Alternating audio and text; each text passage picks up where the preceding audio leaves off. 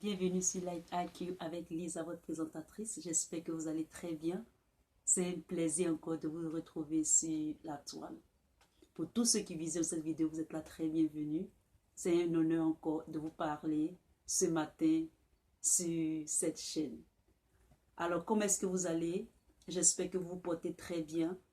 Je dis bien des choses à tous mes abonnés et c'est un honneur encore de vous retrouver sur Life IQ. Alors, je viens dans cette vidéo pour vous parler un peu du franc CFA. C'est un sujet qui est un peu sérieux, donc je me suis mis dans un bon cadre pour que tout se passe bien, pour que je vous explique un peu le franc CFA. J'ai fait plein de vidéos sur le franc CFA parce que sachez que le franc CFA, c'est tout ce qui est en rapport avec les finances et c'est une notion. Le problème du franc CFA est un peu difficile à expliquer pour, pour un citoyen lambda. Et donc, dans cette vidéo, je vais essayer de vous expliquer un tout petit peu, c'est-à-dire, ce sera vraiment simple. Je vais essayer de, de dire ça, de parler, de faire la locution dans dans un français terre à terre, mais vous allez comprendre. Et donc, le titre de cette vidéo est Alassane Ouattara, le seul économiste qui dit que le franc CFA est bon pour les pays membres ou bien pour la CEDEAO. Alors, mes amis, dans cette vidéo, la question que je me suis posée, qui me torturait, pourquoi est-ce que M. Alassane Ouattara persiste et insiste à dire que le franc CFA est une bonne chose? Je me suis posé la question, mais M. Alassane Ouattara dit qu'il a fait ses études aux États-Unis. Est-ce que réellement M. Alassane Ouattara a eu un diplôme d'économiste? Et donc, qu'est-ce qu'un économiste? Et donc, après quelques recherches, je me suis émerveillée de comprendre qu'est-ce que c'est que vraiment un économiste. Et donc, je voulais partager cette expérience avec vous dans cette petite vidéo afin que tous nous ayons l'idée de M. Alassane Ouattara qui clame qu'il est économiste et qu'il a eu un diplôme de PhD en économie. Vous allez comprendre dans cette vidéo que quels sont vraiment les économistes et qu'est-ce qu'ils font vraiment, quel est leur parcours d'études. Ce sera vraiment simple et terre à terre.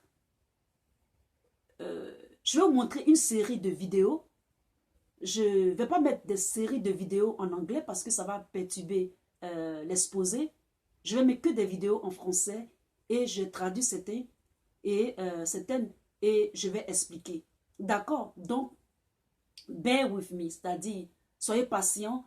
La vidéo peut être un peu longue, mais aujourd'hui, dans cette vidéo, vous allez vous faire une idée exactement pourquoi est-ce que qu'est-ce que M. Alassane Ouattara a fait comme étude et quel a été son parcours aux États-Unis quand il chante sur tous les toits qu'il a été économiste à la Banque mondiale, c'est-à-dire au FMI, quel est vraiment ce rôle qu'il a joué là-bas, pourquoi est-ce qu'on l'a mis dans cette position, quelles sont vraiment les études qu'il a faites, etc., etc.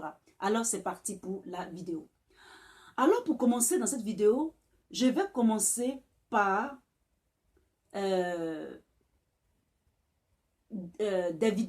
vidéos. Sachez que les vidéos, je vais mettre toutes les vidéos avec leur titre en bas de cette vidéo que je fais et pour que vous alliez vous-même essayer de lire et comprendre. Je vais vraiment, c'est-à-dire réduire la vidéo pour ne pas que ça soit trop long. Parce que quand une vidéo est trop longue, sincèrement, moi, ça m'ennuie un peu. Je suis noir ou blanc, c'est-à-dire je vais directement au but. C'est-à-dire je réduis tout. Ok?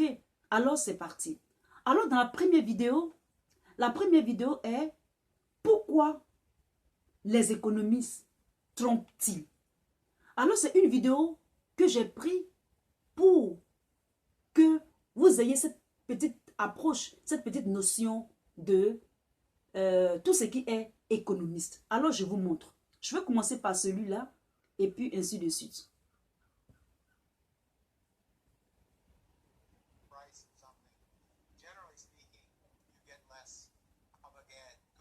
Oh, malheureusement, ce sera en anglais. D'accord, mais je vais essayer de réduire, je vais essayer de traduire ce que la personne a dit, ok? Alors, c'est parti. Let's see.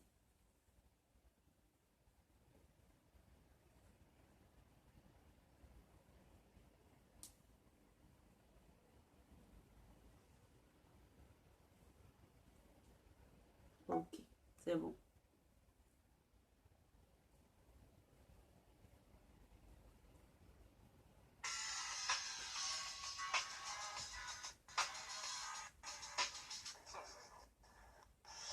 I don't think I have to disagree with the premise of the question. I don't think economists are always wrong. I think economists have lots of insights. It's just that in many cases our answers are incomplete because we're still trying to understand the phenomenon, and the public wants answers quickly, and we have to, and it takes us a while to sort them all out. So I think it's more the incompleteness of our answers, and for politicians that want answers, clear, simple answers that just don't exist.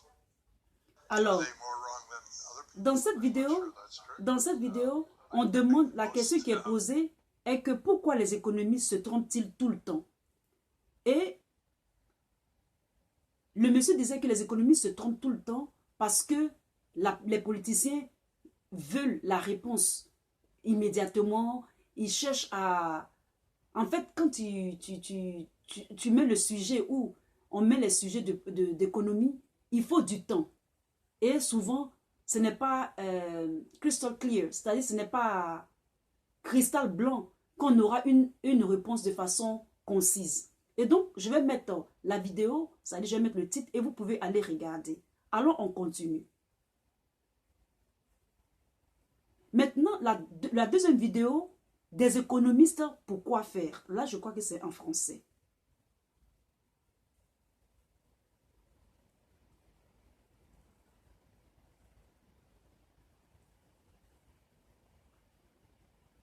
Un instant. Alors, cette vidéo, elle va durer un tout petit peu.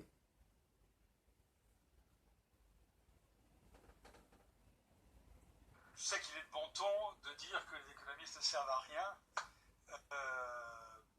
Et à une certaine époque, certains se sont étonnés du fait que les économistes n'aient pas été mis au pilori de la société en ayant permis qu'une crise comme celle que nous traversons ait pu avoir lieu. Mais pour être très rigoureux, ce qu'il faut voir, c'est que les économistes sont d'abord des gens qui analysent, essaient de comprendre les mécanismes économiques, essaient de comprendre comment tout ça fonctionne. Les économies, c'est des choses très compliquées. Alors, être économiste, même si ça peut être très varié, c'est faire un très beau métier, parce que ça cherche à comprendre comment évolue une société face à une rareté des ressources. Et ça, c'est un problème compliqué à résoudre. Alors, pour cela, qu'est-ce que va faire l'économiste? Il va essayer de tirer les leçons de l'histoire ou de ce qui s'est passé dans d'autres pays. Et il va essayer de prévoir, à partir de là, ce qui va se passer si telle ou telle décision est prise. Mais l'économiste, il ne peut pas vraiment faire des expériences en laboratoire. C'est pas comme en chimie. Ça n'est pas non plus comme en physique, où il y a des lois immuables. Donc d'une part, il va essayer de construire des modèles, des maquettes, en utilisant des mathématiques un peu compliquées, pour simuler la réalité. Et d'autre part, il ne va pas pouvoir avoir des lois, comme en physique, facilement, parce que les comportements évoluent. On est en train de traiter de la matière humaine. Et les comportements humains, c'est compliqué, c'est varié, et surtout ça évolue dans le temps. Alors, si j'essaye de définir le rôle d'un économiste, je dirais que c'est, le mot qui me vient à l'esprit, ça serait celui d'être un éclaireur. Un éclaireur, mais à la fois dans tous les sens du terme. Alors, au sens basique du terme, ça serait de dire l'éclaireur, c'est celui donc qui va éclairer ce qui ne se voit pas. Et là, je renverrai, il y a un célèbre texte d'un économiste du 19e siècle, Frédéric Bastiat, qui a écrit un texte qui s'appelle « Ce qu'on voit et ce qu'on ne voit pas ». Et montrant que souvent le grand public ou même les gouvernements ont tendance à s'intéresser à ce qui se voit.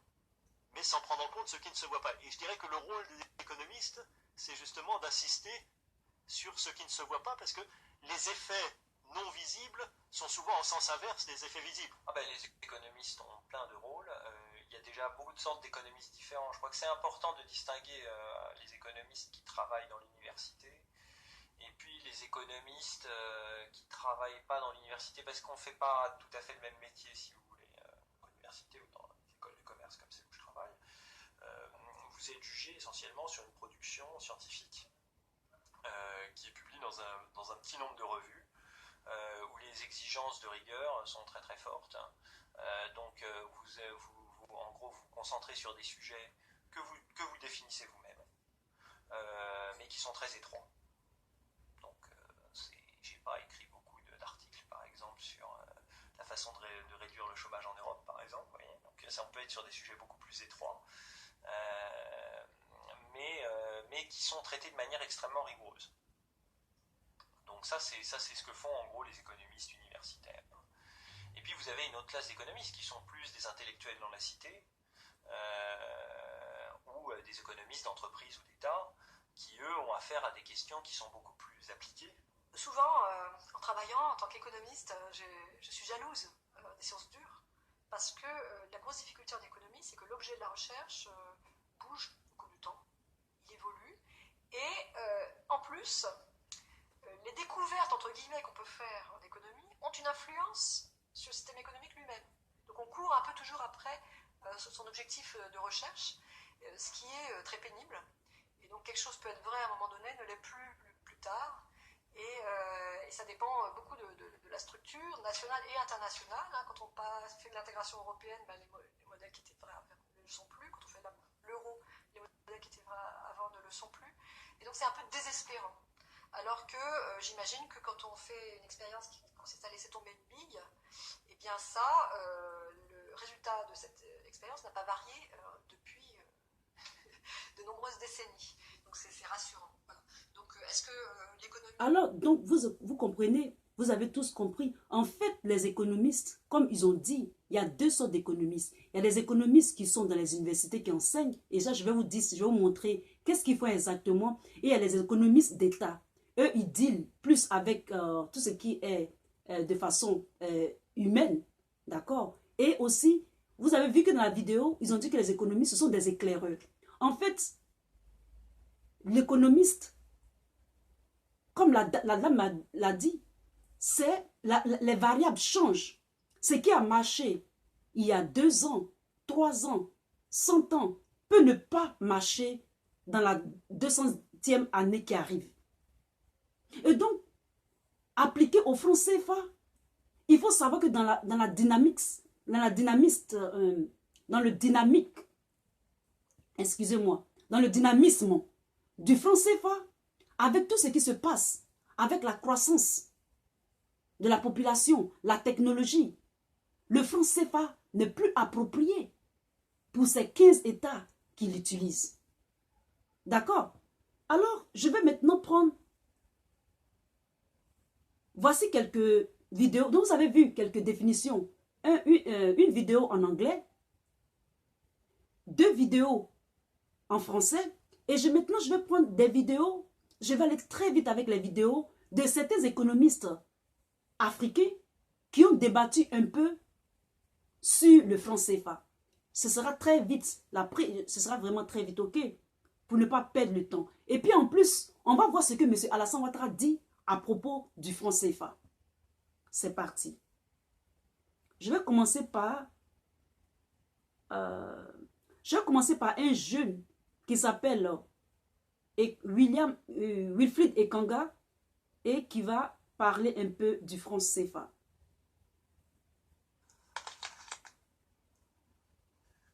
Nous parlerons aujourd'hui de la monnaie, nous parlerons aujourd'hui du franc CFA, nous parlerons aujourd'hui de la France.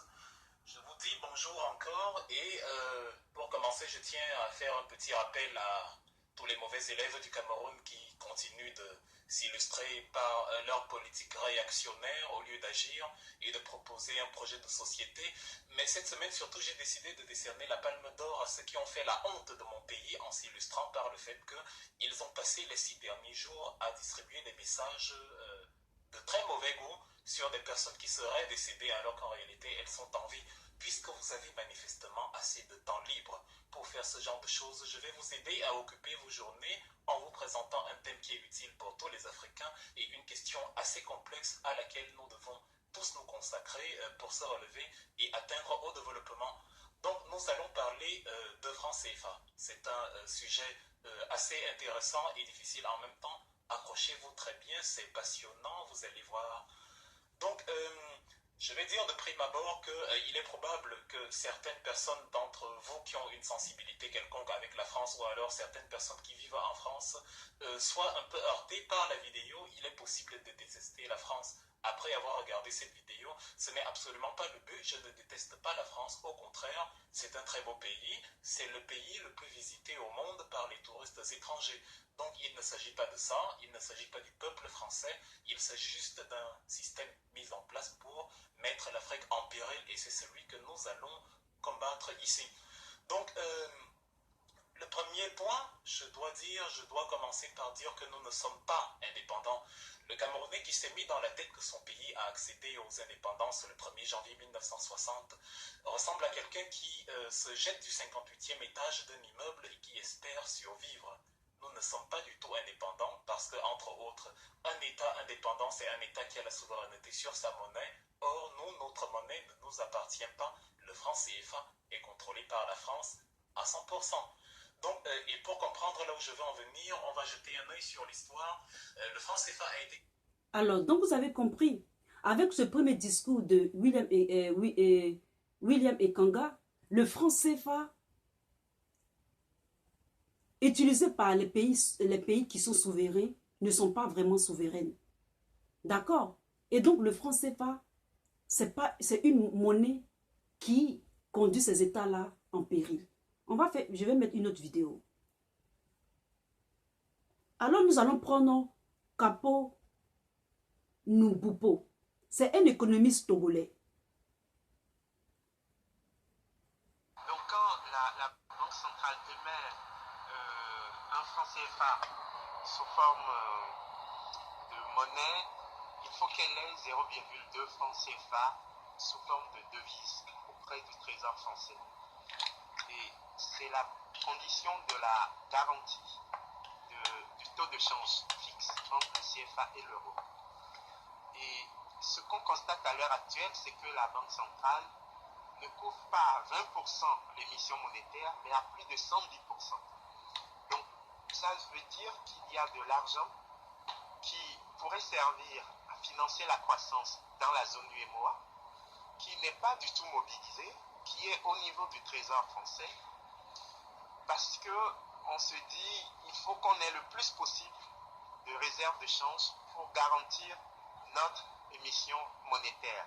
Alors, on se demande à quoi sert l'assurance du Trésor français, puisque nous couvrons à plus de 100% notre émission monétaire. Certains économistes ont dit même des... Et donc, pour simplifier, c'est vraiment un discours abracadabra. Pour simplifier, lorsque on émet un seul billet de francs CFA, en fait, c'est la moitié que les pays qui l'utilisent ont. Vous comprenez? C'est comme si le seul billet là, c'est divisé en deux. Une moitié du billet reste, ça dit de façon monétaire, reste en France, au Trésor français, et 50%, la moitié, va dans les poches. Donc, c'est ce que je voulais vous dire. Et donc, ça veut dire que quoi? Nous dépensons notre argent à moitié, pas dans la totalité. On continue. Nous allons prendre un autre qui est le professeur Mamadou Koulibaly. Vous êtes à Dakar dans le cadre de la cérémonie de présentation du livre de Ndongo Samba Sila et de Madame Fanny Bijoux, vous avez lu le livre. Quelles sont les idées forces qu'on peut retenir?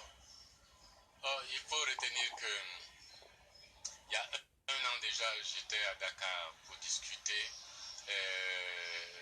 du franc CFA et de ses problèmes. Et ces deux auteurs, les journalistes et chercheurs à Dakar, m'ont montré qu'il y avait une cellule de veille et que la question du CFA, nous ne lâcherons rien là-dessus. Nous allons continuer à en parler, à approfondir la critique et à approfondir aussi les propositions alternatives. Parce qu'il est établi clairement. Et donc, on va parler trop loin. Quand vous écoutez le professeur Mamadou Coulibaly, le franc CFA est un problème. Vous comprenez, le franc CFA est un problème. Nous allons prendre un dernier et écoutez maintenant M. Alassane Ouattara. Le co-auteur du livre L'arme invisible de la France-Afrique, une histoire du franc CFA. À travers ce livre, donc, vous faites une sorte de déconstruction sur les illusions qui sont nourries sur le franc CFA. Qu'est-ce qu'on peut retenir globalement de ce livre? En fait, comme le montre son intitulé L'arme invisible de la France-Afrique, le franc CFA, c'est, disons, une monnaie coloniale qui est toujours en activité. Et donc, les effets économiques sont généralement insoupçonnés par la grande majorité de nos populations. Et donc, notre objectif a été de faire un livre le plus pédagogique, le plus didactique possible, pour que tout le monde puisse comprendre les enjeux autour de la monnaie, et en particulier de cette monnaie-ci, le franc CFA. Et donc, on a essayé de raconter... Et donc, il a résumé pour dire que le franc CFA, c'est-à-dire la monnaie, c'est une arme invisible de destruction d'économie africaine. Cette monnaie ne permet pas vraiment aux pays africains de se développer, de décoller à leur guise. Maintenant, on va écouter un discours de monsieur Alassane Ouattara. Non, on va écouter d'abord celui du professeur Agbou. C'est toujours la même chose. Pour lui, le franc CFA, c'est une monnaie d'esclaves, c'est-à-dire que d'esclavage. Et lui, il a consacré près de 30 ans à parler des méfaits, des désavantages du franc CFA. Tous les professeurs, c'est-à-dire tous les économistes, s'accordent dans cette première ensemble de vidéos que le franc CFA est nuisible. Mais vous allez voir un seul économiste qui a osé faire ses études aux États-Unis, qui dit que le franc CFA est avantageuse, la monnaie est avantageuse pour les pays qui l'utilisent. Écoutons. Hey, est-ce que vous en avez marre de sacrifier votre vie pour un boulot? Parti de rien, on a mis en place le franc CFA, vous l'avez toujours défendu. Bec et ongle, est-ce que vous continuez à le faire ou est-ce que vous pensez qu'il faut peut-être changer les choses sans rentrer dans trop les techniques? Monsieur Perelman, je vous dirais tout simplement que il y a vraiment du n'importe quoi dans ce débat. Moi, je ne veux pas manquer de modestie, mais j'ai été directeur des études de la Banque centrale, j'ai été vice-gouverneur, j'ai été gouverneur de la Banque centrale, donc je peux vous dire, je sais de quoi je parle. Le franc CFA, c'est notre monnaie. C'est la monnaie des pays membres et nous l'avons accepté et nous l'avons développé, nous l'avons modifié. Et j'étais là quand la réforme a eu lieu dans les années 73-74. Alors donc tout ce débat est un non-sens. Maintenant, c'est notre monnaie. J'ai quand même eu à superviser la gestion monétaire et financière de plus de 120 pays dans le monde, quand j'étais au Fonds monétaire international. Mais je suis bien placé pour dire que si cette monnaie nous pose problème, écoutez, avec les autres chefs d'État, nous prendrons les décisions. Mais cette monnaie est solide, elle est appropriée. Les taux de croissance sont parmi les plus élevés sur le continent africain et même dans le monde. La Côte d'Ivoire est parmi les 10 pays où le taux de croissance est le plus élevé. Donc c'est un non-sens, tout simplement, de la démagogie. Et je ne souhaite même pas continuer ce débat sur le franc CFA, c'est la monnaie des pays africains qui ont librement consenti et accepté de se mettre ensemble. Bien sûr, chacun de nous aurait pu avoir sa monnaie, mais quel serait l'intérêt? Pourquoi les Européens ont décidé d'avoir une monnaie commune et que nous, les Africains, ne serons pas en mesure de le faire? Nous sommes très fiers de cette monnaie. Elle marche bien. S'il y a des adaptations à faire, nous le ferons de manière... Alors, M. Alassane Ouattara, vous dites que cette monnaie, les Européens ont fait leur monnaie et que nous aussi, nous devons copier. Mais cette monnaie des Européens, est-ce que les Européens ne fabriquent pas leur monnaie chez eux? Ils fabriquent leur propre monnaie chez eux. Nous, notre monnaie, la monnaie, le franc CFA, est fabriquée en chamalière. Elle est fabriquée en chamalière. Et donc, lorsque nous regardons tous ceux qui ont fait, tout cela, M. Alassane Ouattara dit qu'il est le seul. Peut-être qu'il y a certains qui sont, il y a ses adeptes, mais c'est lui qui est en chef de file, qui trouve qu'encore le franc CFA est potable. Alors, M. Alassane Ouattara, vous dites que vous avez travaillé dans les grandes institutions. On a compris que pour être économiste, comme les premiers économistes ont défini le franc CFA, c'est-à-dire plutôt c'est-à-dire le métier d'économiste, c'est un métier avec lequel, lorsqu'on travaille avec les variables, elles changent. Elles changent, elles ne sont pas comme la physique. C'est-à-dire, à chaque fois que on va laisser tomber une pierre, elle va tomber par terre. Qui utilise la loi de Newton. Et donc, l'économiste travaille avec des variables qui sont en constant changement. Et vous, le blocage, c'est que vous persistez et vous signez que le franc CFA est bien. Alors que cette monnaie, nous n'avons même pas les caractéristiques, les critères de sa mise en place et de sa mise en œuvre ne sont pas profitables pour les pays africains. Depuis que cette monnaie est, elle n'a jamais vraiment profité. C'est quand même, y a des résultats. Et c'est pour ça que je vais donner ici dans cette vidéo, qu'est-ce que vraiment c'est qu'un économiste? Et vous allez voir qu'il y a plusieurs sortes d'économistes. Et je crois, franchement, que dans cette vidéo, nous allons voir quel genre d'études M. Alassane Ouattara a fait aux États-Unis pour son diplôme de PhD. Quel était son parcours? Alors, d'après d'autres vidéos en anglais, un bon économiste est celui qui n'a pas fait d'études. C'est ce qu'ils ont dit. Un bon économiste. J'ai vraiment fait des recherches. Et c'est plutôt, ou je dirais, on ne devient pas économiste. C'est plutôt un lapsus de langage. D'après plusieurs vidéos, plusieurs documents que j'ai vus, c'est un lapsus de langage de dire qu'on est économiste. Un bon économiste, entre griffes, s'apprend seulement que dans la vie réelle. Lorsque vous faites des études avancées, si vraiment vos études sont avancées, vous serez titulaire d'un diplôme aux États-Unis qu'on appelle un PhD. Et lorsque vous faites ce PhD-là, après dans la vidéo, je vais détailler. Lorsque vous faites le PhD, votre travail est d'entrer des données ou faire ou façonner des modèles de programmation. Et donc, un secret caché de certains économistes, après mes recherches, c'est que on n'est vraiment pas économiste. Plutôt en minor en économie.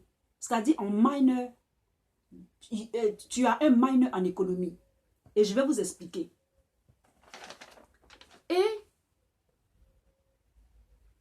M. Alassane Ouattara, vous dites que vous avez fait vos études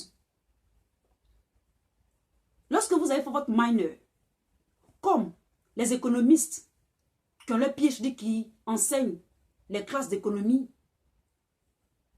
master ou au bachelor, avez-vous déjà écrit des articles? Avez-vous déjà écrit ou enseigné? Ça veut dire que vous n'êtes pas ce genre d'économiste qui enseigne l'économie. Vous n'avez jamais enseigné l'économie. Et donc ça va nous donner deux possibilités de gens d'économistes que vous êtes. Parce qu'il y a trois possibilités d'économistes que vous êtes. Déjà, vous n'êtes pas ceux qui enseignent. Vous n'avez jamais enseigné. On n'a jamais vu un article que vous avez écrit. Malgré que vous avez un PhD. D'accord? Malgré que vous avez un PhD. Donc, il nous reste deux options. Donc, un secret qui n'a jamais été révélé est que les économistes dans le monde réel sont soit programmeurs, soit mathématiciens ou statisticiens. C'est-à-dire statistiques. Ils font de la statistique. Et selon certains économistes, c'est un métier très ennuyant. Et donc, on n'est vraiment pas économiste. Et donc, la pensée d'être économiste, c'est plutôt une philosophie. C'est-à-dire la notion d'être économiste. C'est une philosophie et non une compétence. Ok? It's not a skill.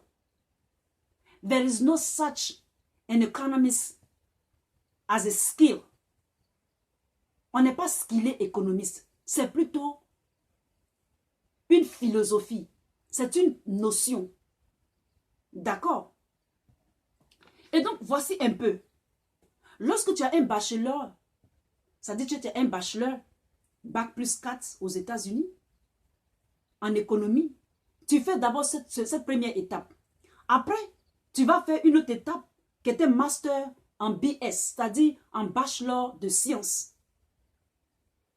Et lorsque tu fais ton master, c'est là que tu as fini ton master et tu rentres maintenant dans les années de PhD. Soit tu fais les maths, c'est-à-dire docteur en maths. C'est pour cela que le docteur Ungoran parle de dettes. Il a pu parler de dettes. Celui qui est en prison là, le docteur ivoirien là. Tu es docteur en maths. Ça dit tu fais économie plus analyse de données, qu'on dit en anglais economist and data analytic, ou bien tu es programmeur. D'accord? Ou bien tu es programmeur. Donc tu fais computer science. Et le dernier, tu fais la statistique. C'est-à-dire you do statistics. Et donc, tout tourne autour de l'éco-politique, de la statistique, ou bien de l'écométrique. Donc, sûrement, M. Alassane Ouattara, il n'est pas mathématicien. Il doit être sûrement un statisticien. C'est-à-dire qu'il a fait un PhD en statistique. Parce que lui, il est dans l'éco-politique. D'accord?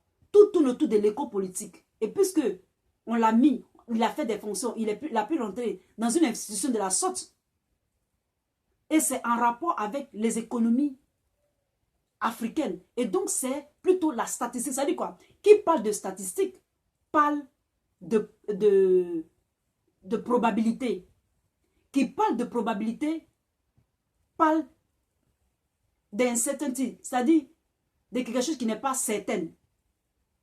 D'accord? Donc ici, il y a une spéculation des données.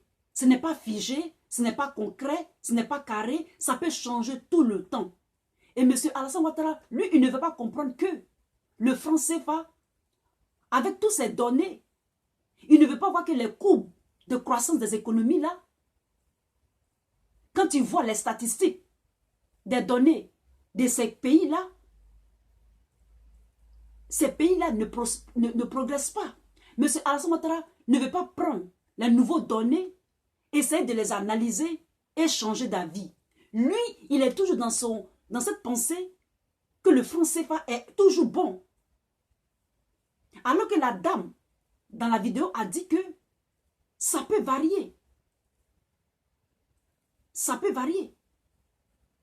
Donc, M. Alassane Ouattara est le seul qui insiste du fait que le franc CFA est une bonne chose.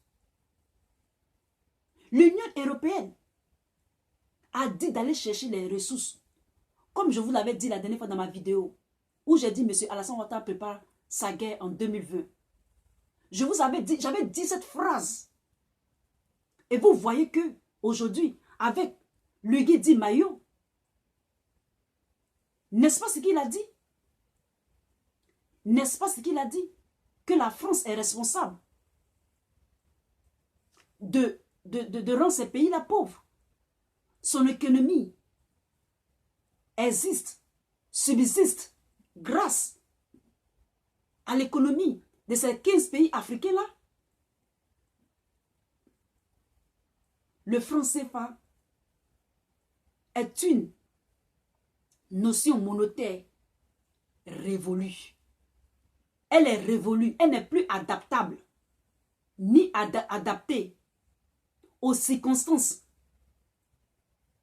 environnementales des États de ces 15 pays africains-là. La croissance augmente. La technologie fait changer les mentalités. Même la science dans la médecine change. Ça doit changer quand même.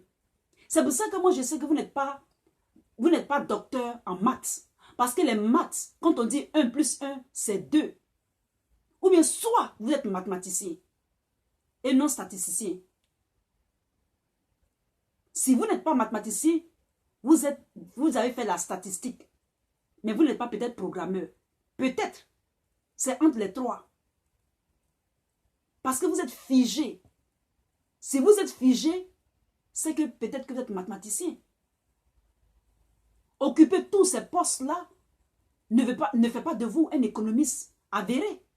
Parce que vous n'arrivez pas à vous débloquer dans la tête que les variables changent.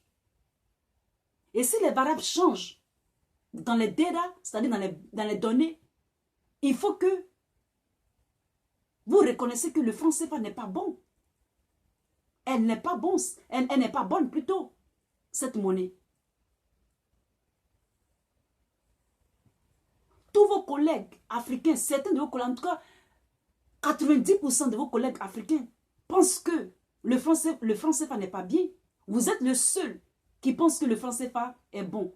Vous, peut-être vous avez peut-être 20% ou bien 15%. Et lorsque vous dites que vous avez fait vos études aux États-Unis, ici dans cette vidéo, on voit qu'est-ce que vous avez fait exactement. Vous avez fait un bachelor, vous avez fait un master en sciences et vous avez convergé sur un PhD.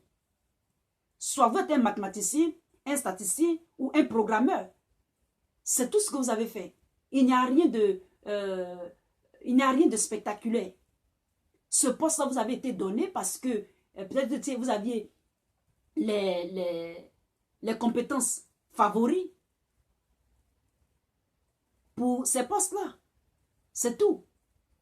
Ça ne fait pas de vous un bon économiste ou bien un mauvais économiste. Mais sachez que les variables avec lesquelles vous dealez, elles sont en train de varier. Elles sont vraiment des variables. Et donc, vous devez comprendre ça. Et donc, c'est cette vidéo que je voulais faire pour vous montrer ici un peu le parcours de M. Alassane Ouattara. Partagez la vidéo.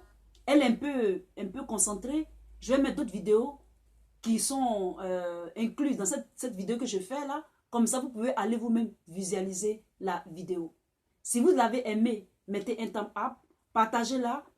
Ici, on ne fait que apprendre. Ce sont des notions qui sont très difficiles.